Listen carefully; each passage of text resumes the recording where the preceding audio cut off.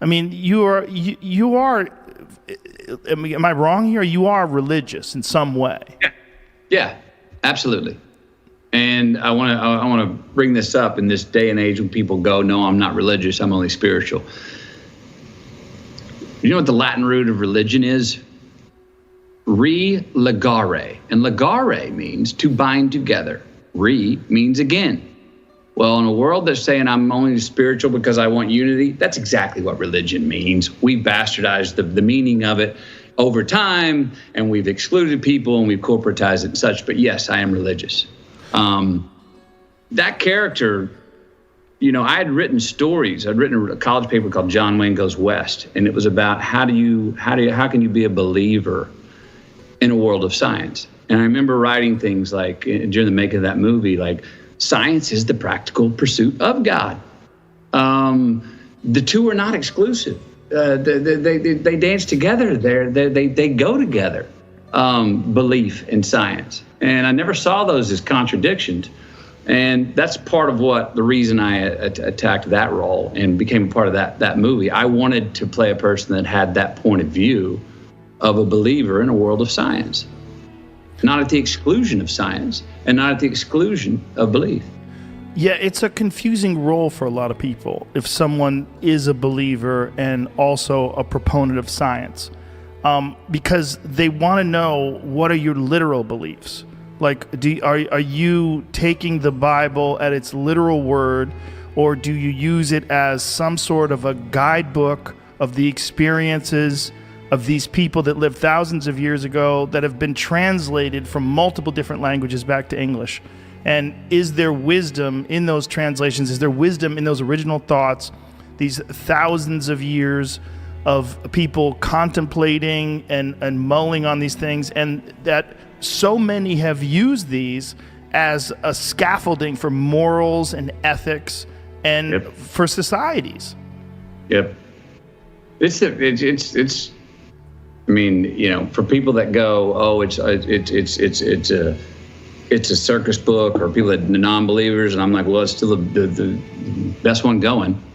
There's a lot of great truths that come out of the Bible, and it is open for, and a lot of people, it has been interpreted and reinterpreted. It has been translated. It has been handed down. I, for myself, I don't know what to do in my daily life with the burning bush. I don't know what to do with that. I do know what to do with love your neighbor like yourself. I do know what to do with Matthew 6:22. If thy eye be single, thy whole body will be full of light.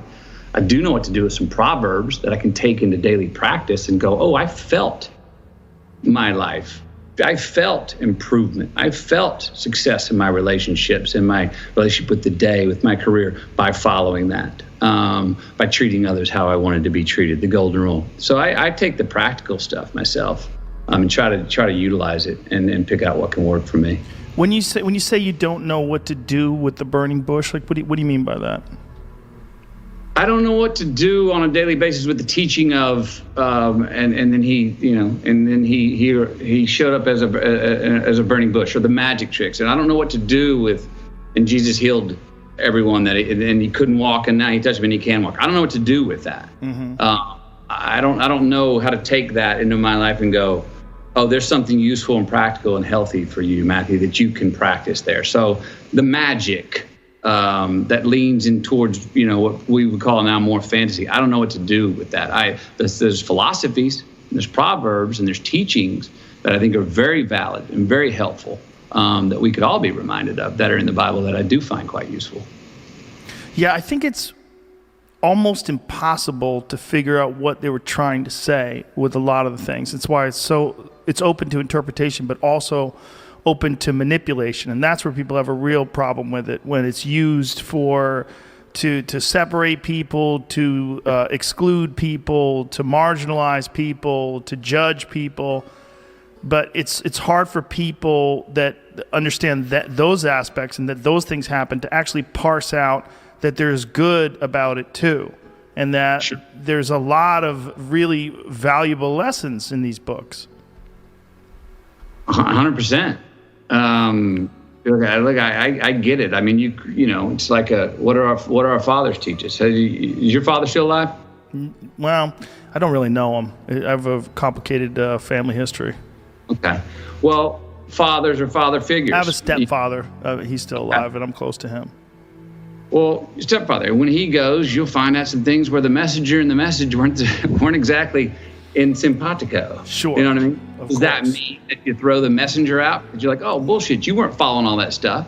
No, you take the message, the stuff that you can, that could work for you, that maybe they wanted it for you, they couldn't follow through on it themselves. There's certain parts of the Bible that have that too. You don't throw out the whole. I don't think it makes any sense to throw out the whole book. It's what we're doing in society now. I mean, we're making people persona non grata because of something they do, or and that is right now deemed wrong, or it's the hot point and a hot topic right now. You can't erase someone's entire existence. Where the heck does some forgiveness go? And again, that, like optimism, it's not erasing the crisis. It's not saying there wasn't a problem first. It's not saying that there's parts of the Bible that people have bastardized and used in the wrong way. But you don't throw the whole book out and say, well, it's all bad then. It's all used, because it's false.